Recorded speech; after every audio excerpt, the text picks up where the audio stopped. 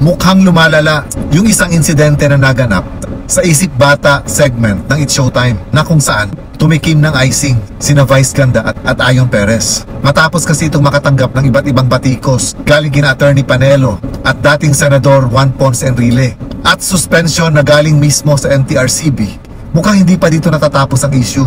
Dahil ngayon mas matindi ang kakaharapin ni Vice Ganda at ni Ayon Perez. Sinampahan kasi sila ng kasong kriminal ng kapisanan ng mga social media broadcasters ng Pilipinas. Isinampa ang reklamo sa Quezon City Prosecutor's Office. At itong reklamo, ayon dito sa kapisanan, ay ang paglabag sa Article 201 ng Revised Penal Code na may kinalaman sa cybercrime. Pero ayon sa abogado nitong kapisanan, kaya criminal case ang isinampa nila laban kina Ayon Perez at Vice Ganda ay dahil ang concern dito ay ang publiko. Kumbaga hindi daw ito isang private crime na kung saan ang involved ay dalawang partido lang. Itong insidente daw sa Isip Bata segment ng It's Showtime ay matatawag na public crime dahil ito daw isang paglabag sa sinasabing norms and morals ng lipunan, sa sinasabing moralidad ng lipunan. So dahil ito ay isang criminal case, mas mabigat ang magiging parusa kung sakasakali mang mapatunayan na guilty yung mga kinasuhan. But just like in other cases, matapos isampa itong reklamo, gagawan pa ito ng preliminary investigation. At depende na ito sa Quezon City Prosecutor's Office kung may probable cause ba para ituloy ang kaso or wala at kailangan itong ipasura.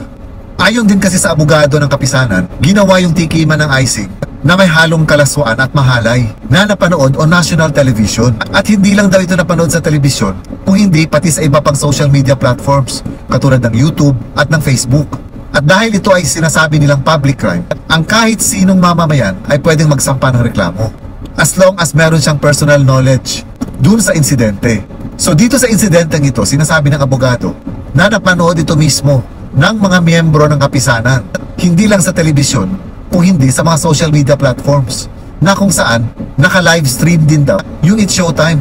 At dahil daw dito, may karapatan silang magsampa ng reklamo dahil dun sa napanood nila. Sa ngayon ay wala pang statement sina Vice Ganda at Ayon Perez tungkol dito sa reklamong isinampa laban sa kanila. At kapag kasi sinimulan na kasi yung preliminary investigation, i-require din sila ng prosecutor's office na mag-submit ng kanilang affidavit para ipaliwanag yung mga sarili nila kung bakit hindi sila dapat sampahan ng reklamo.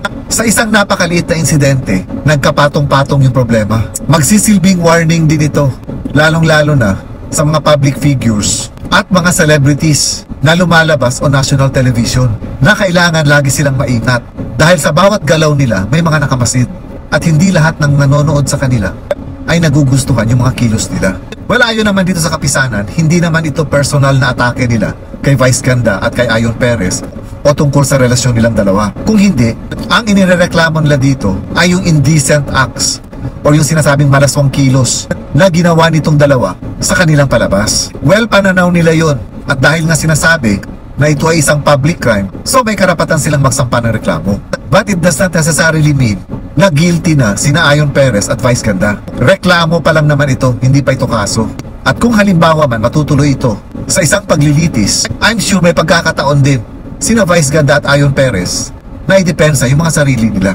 So panoorin natin yung paliwanag ng taga-kapisanan kung bakit naisipan nila na sampahan ng reklamong criminal case sina Vice Ganda at Ayon Perez.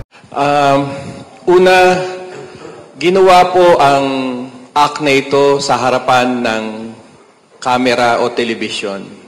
At ang television po ay malawak ang naabot nito.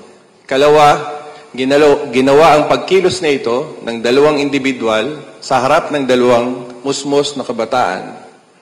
Ikatlo, yung aksyon na ipinakita mismo ng dalawang individual na ito. Bago pa isinubo yung icing sa kanyang bibig, ay may malagkit na pagtingin sa kanyang kapareha. Isa lang ang mensahe na pinapakita ng insidente na ito, na ito pala ay maaring kopyahin ng matanda, ng bata, o ng musmos, na ang mali ay maaari nang maging tama.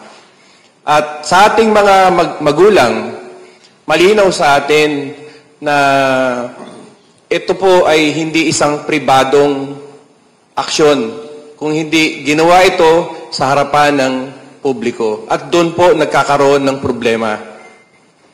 Maaari namang gamitin o gawin ng mag-asawa at ng dalawang individual na ito sa isang pribadong lugar. Subalit, in-execute nila ito ng walang pasubali.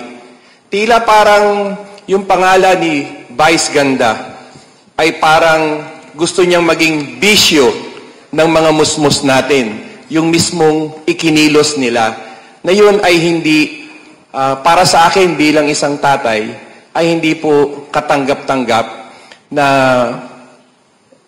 maging aral sa ating mga kabataan. So, hindi rin, ako po, personal, hindi ko po tinitignan yung relasyon ng lalaki sa lalaki, kung hindi yung ikinilos ng lalaki sa lalaki na ito.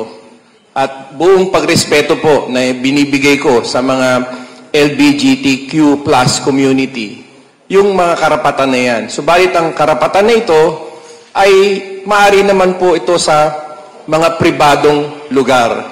Ulitin ko po, nangyari po ito sa harapan ng telebisyon, naka-streamline, naka-live, pumasok po sa social media, sa Facebook, at sa iba pang mga pamamaraan.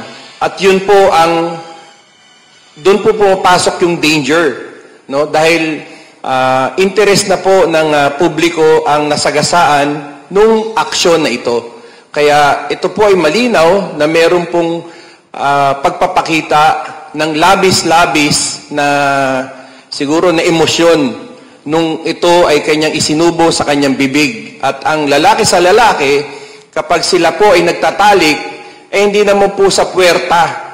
Dahil wala naman pong puwerta yung kanyang kapareha. So saan po ito ipinapasok? Di sa bibig. So anong ibig sabihin ng malagkit na tingin, isinubo sa bibig, sa harapan ng dalawang bata, at milyong-milyong mga mamamayang nanonood sa telebisyon. At doon po pumapasok yung hindi dapat ito tularan. Salamat po.